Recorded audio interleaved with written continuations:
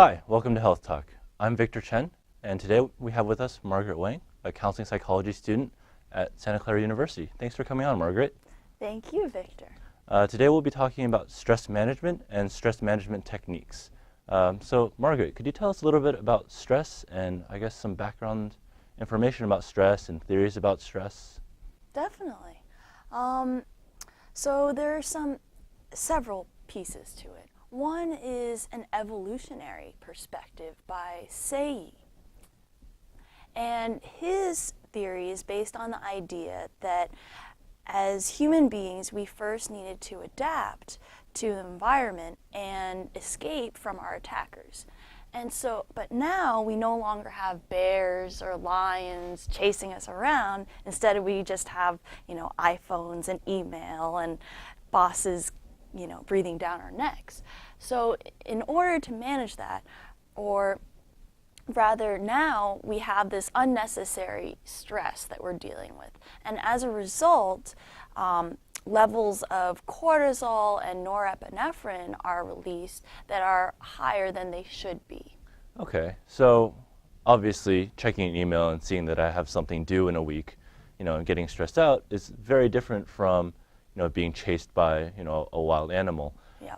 And we experience this stress more often today than our ancestors would have because, we check our emails every couple of minutes now with our smartphones and, being plugged in all the time. Can you talk a little bit about how that affects the body and how that might affect health? Definitely. So there's this theory about the allostatic load, meaning that when you reach that threshold, you experience too much stress, you reach this point of chronic stress. And so that has a number of negative effects. You have short-term and long-term memory loss because your hippocampus is affected, which is the memory center of the brain. And then you also have poor judgment, learning, and decision-making skills as a result of stress. So it's kind of counterproductive because you would think, oh, well, maybe stress will help you, be more productive in the long run. There is a certain amount of stress that you need that's positive. That's called eustress. But once you reach that point, that set point, then you start going to distress. Okay, so if my boss were to send me an email and I was sitting on my couch, not being stressed out, still watching a movie, I probably wouldn't have a job for very long, right? Right. So that amount of stress is actually helpful for me in the short term, but like you were saying, having that high level of stress all the time may negatively affect my memory and my productivity. So can you give our home viewers a little perspective on how we might be able to manage that stress and, how to deal with it? Yeah, so I think it's something that we can all relate to because we all face stress. I think one of the biggest things that we can do is, it sounds kind of silly, but come up with 3 ways that when you're involved and engrossed in a really stressful situation, you can think about 3 ways that the situation could be worse and 3 ways in which it could be better. That way you have some perspective, or you have something to compare it to in terms of relativity. Yeah, so everything could be a little worse, everything could be a little better, and you just take a step back and maybe reevaluate the situation and kind of get away from your emotions. Exactly. Okay, so just try and analyze it from a little more logical perspective rather than just being stressed out and being flustered. Yeah, because when you're in that flustered state, you can't really think quite as clearly, and you're more likely to, fight with someone else or make a decision you wouldn't have normally made if you were calm. Okay, that makes sense. Are there any other techniques aside from just stepping back and reevaluating the situation that our home viewers might use? Yeah. So another one is trying to think about your strengths, your personal strengths, and this is one reason for doing this is to increase your confidence levels. So, you feel kind of badly about yourself. You're really stressed. Well, maybe you can think about, oh, I'm really good at this. This makes me really effective, or I'm, really effective in this way. And that can kind of help you get through hour by hour. Okay. And maybe think of one concrete thing. So if I've got a stack of papers on my desk and, you know, it's overwhelming, but I realize, you know, hey, actually I'm, you know, a really good analytical thinker, like, you know, I'm really logical, I can, you know, break this down into chunks maybe and, you know, take each little task and, you know, do it one at a time and, you know, eventually, you know, by the end of the day I'll have it all done, right? Yeah, yeah. Okay. How, can you talk a little about how maybe, you know, setting definitive goals for yourself, kind of breaking down a problem might be able to help somebody, you know, alleviate some stress and... Yeah. I think you're leading on to something already there, that if you have a large problem, it becomes a lot less taxing to think of it if you visualize it in smaller chunks. That way it becomes more manageable, and you don't feel like you have to tackle the entire problem all at the same time. Okay. Can you talk a little bit about maybe other techniques that somebody might use? I've heard a little bit about mindfulness. I don't know too much about it, but could you talk a little bit to that? Yeah, yeah. So I'm going to talk a little bit about the overall approach and the way of thinking about it. So it's kind of, there are three aspects. Intention, which is what you intend to do or get out of something. And you kind of, by setting that goal, it really gives you some kind of direction. So you're not just going aimlessly.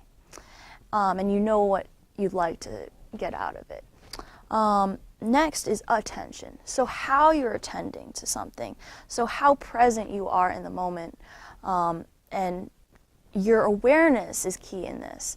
And it's not necessarily awareness in the sense of negative evaluation, but rather in a non-judgmental way. So one example might be the room is just quite warm right now. You don't have to say, oh my God, I can't stand how warm it is. Instead, you just think about, you're not trying to change it.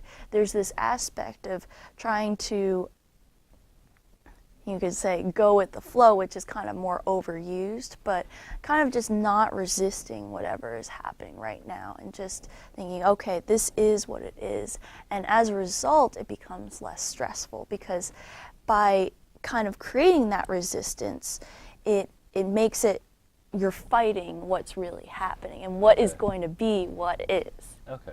So basically, going back to, you know, the work example, because most people can relate to that, you know, I've got a big project looming, it's due tomorrow, and instead of being all flustered and worried about it, you know, really focus my attention on, you know, I have this project due, what can I do to alleviate the situation, as opposed to just being flustered about it? And then you think, okay, I'm really getting flustered right now. And you just kind of accept it as it is. And and the thing is with these kinds of emotions, and the reason that mindfulness has been shown to decrease emotional reactivity and increase interpersonal communication, is that it allows you to slow down and kind of have this space to be able to step back.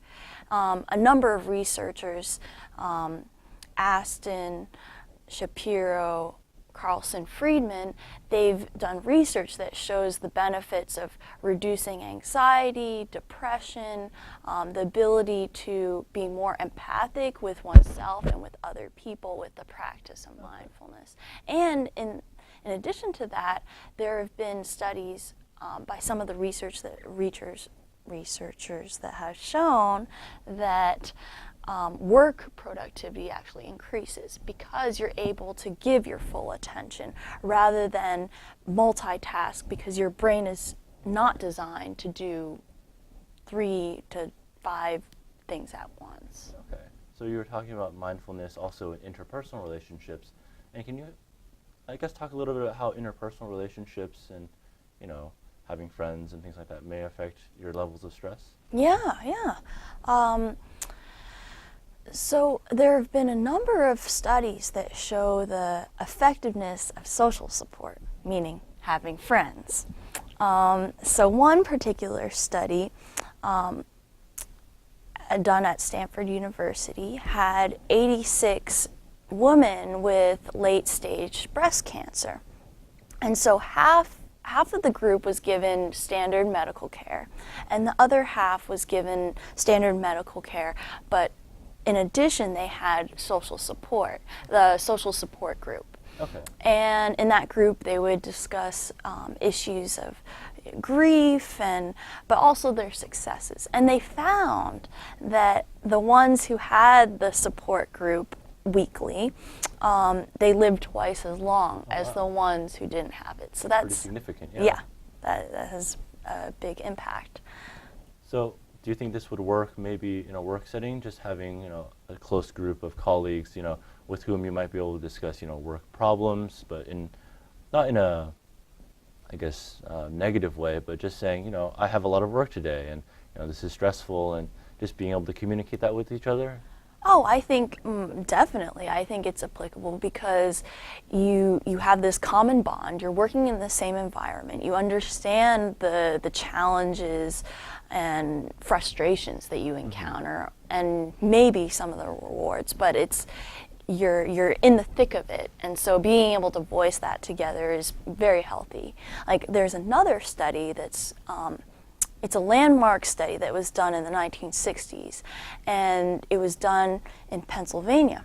Okay. And they studied, I guess it happened to be Italian close-knit communities. Oh, interesting. Yeah, and so they found that although a lot of the members of this community were involved in highly what would be considered heart unhealthy behaviors, like a diet rich in red meats or fat, involved in smoking and, regular incidents of obesity, they still had 1/6 the incidence of heart disease as the normal general population. Okay. So that shows that just having a really close-knit community can really protect against heart disease and other health-related issues. So not only in maybe the work environment, even with family, just being able to communicate and being mindful with your relationships would be helpful.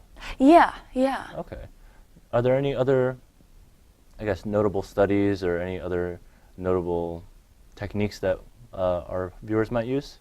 Oh yeah. Okay. So another thing is to tap into the senses. So when you're in the thick of a stressful moment, if you immediately touch something and notice the texture of it against your fingers, it just takes you out of it. And it goes back to that distancing. And then it goes into the reptilian part of your brain. So it automatically kind of takes you out of that moment that's really providing you with the stress. Okay. So, feeling something or eating something or smelling something, because I know that they say that smell is really closely tied to memory. So maybe something that might help. Smells, would that help? Oh, definitely. I think if you have maybe your favorite perfume or cologne, or maybe some kind of scent like lavender or whatever, maybe the scent of money, maybe that makes you excited.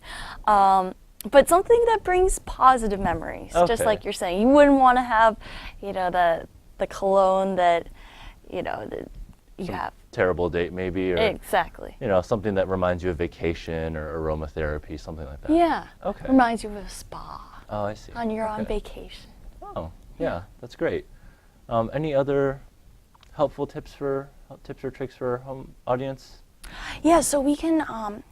So one thing that has been used a lot in sports psychology is guided imagery. They also call it motor imagery, visualization. Those are other names for it. But basically it's this directed way of thinking and being in tune with, maybe it could be a goal that you have in mind and trying to strive for that goal visually and imagining that. Or it could be taking yourself out of the current situation and focusing on something that's very pleasant and relaxing. Okay. So I guess visualizing it takes you back to that mindfulness aspect where you really go with intention. You know, I was reading an article, I heard that Michael Phelps does this a lot, where you know, he does the same routine right before every competition.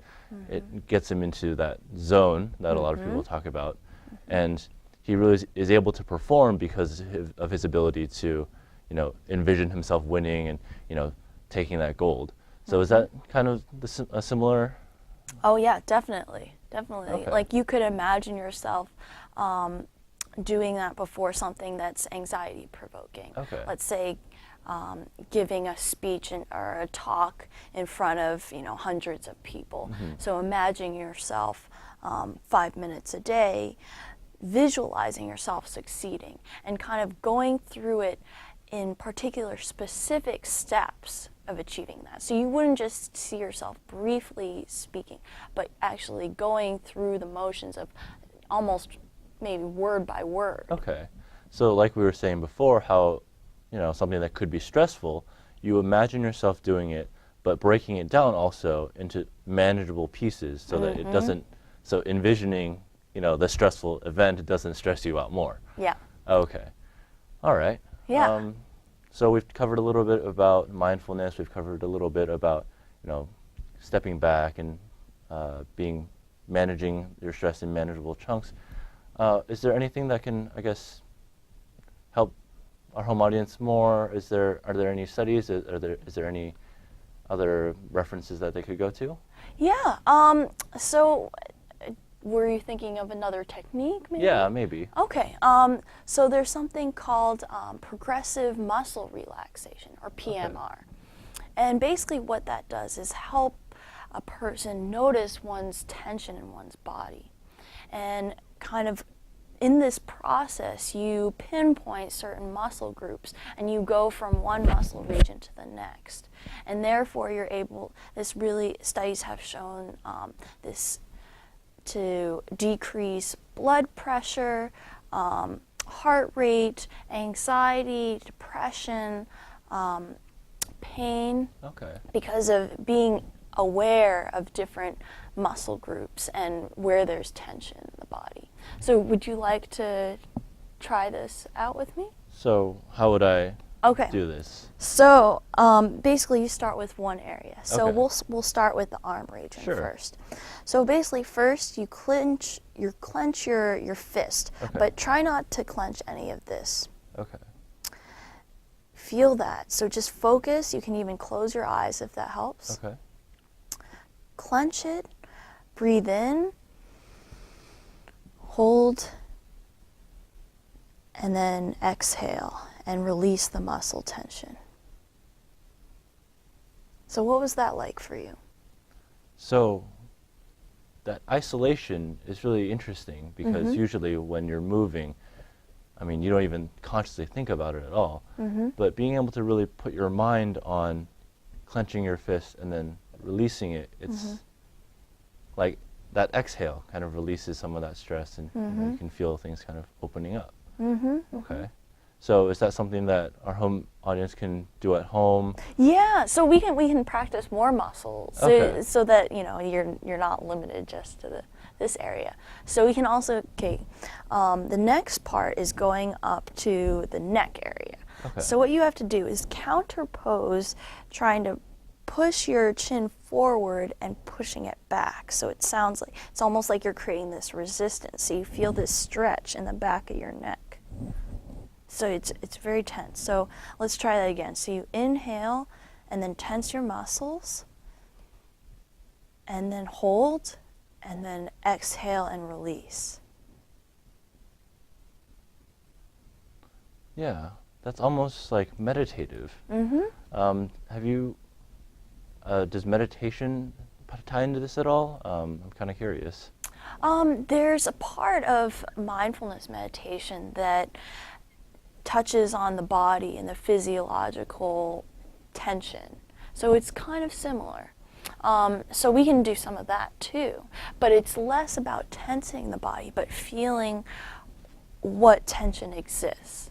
So this is called the informal mindfulness meditation, the body scan. So normally what you do is you sit comfortably in the chair, Okay. both feet on the ground, Okay. and you just let everything just kind of relax. And you start with your toes, and you just work your way up. So start with your toes, and then go up to your ankles, Okay. and feel where the energy is going. Then up through the calves, the knees, the hamstrings, the quads,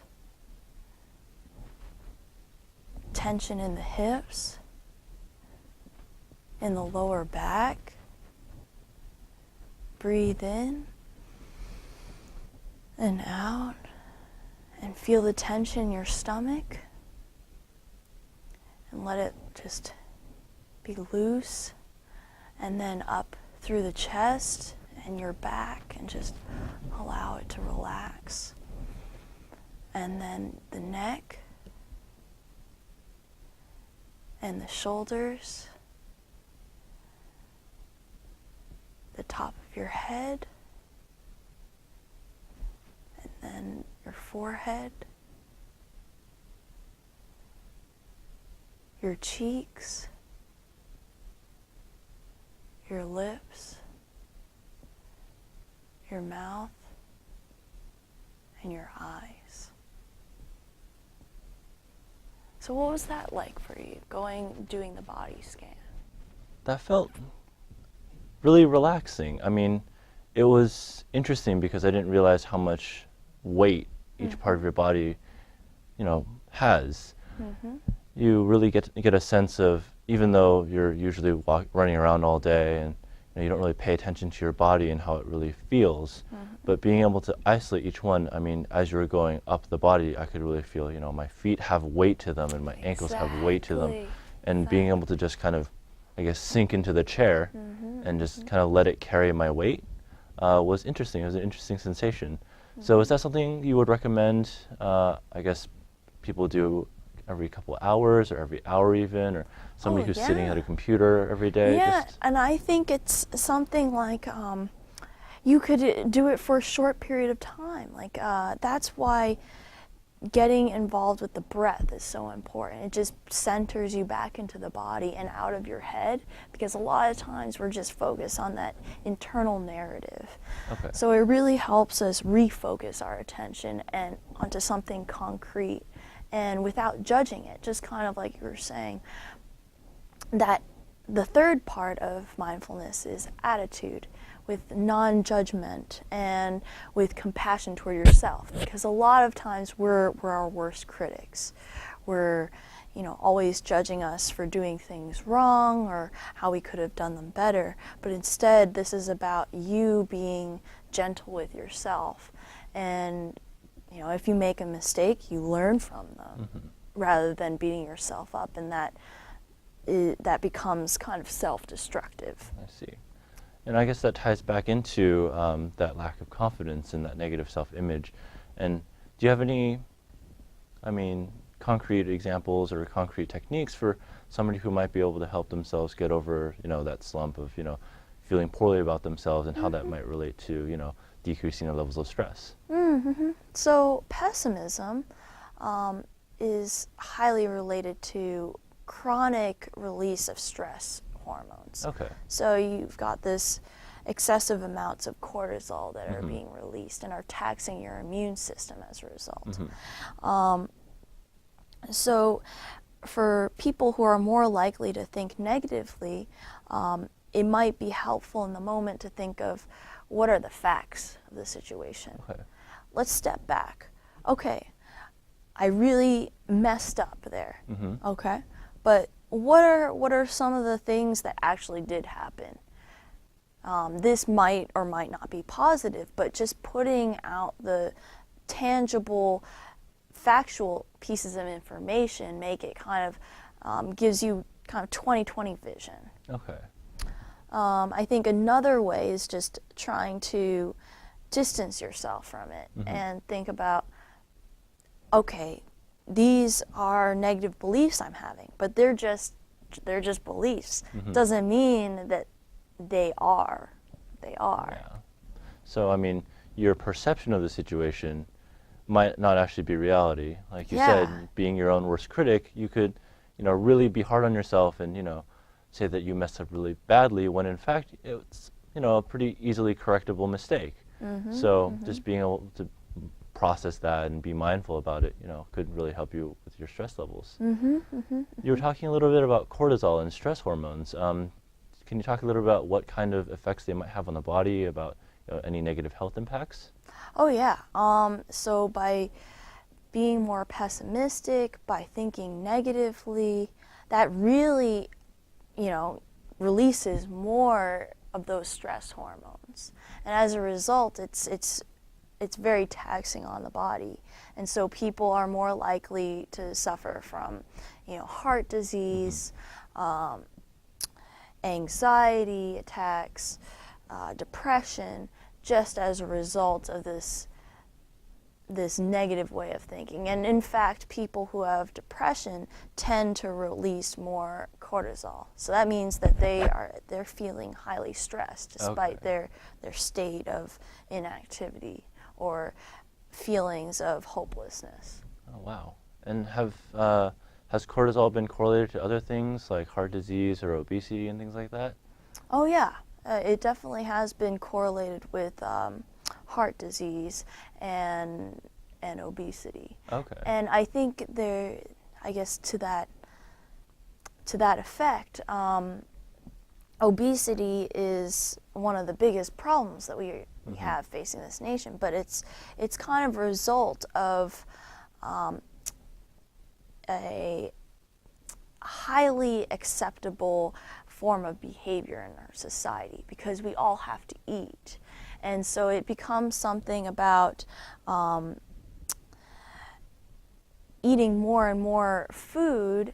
And there are also, we could go on and on about this, like there are sociological issues about this. People who are in low socioeconomic areas don't have access to healthy foods. So that also is related to stress. People eat as a result of stress, that kind of thing. I think we might be able to cover that on another show. Exactly. So we're about to wrap things up. Are there any key takeaway messages for our home audience? I think one of the key messages is try to distance yourself from the situation. If it's stressful, think about ways that what's occurring in the moment, what's factual. Try to be present with it. So try not to judge whatever is happening, but rather accept whatever is coming your way, because it's going to happen no matter what. You can't fight it.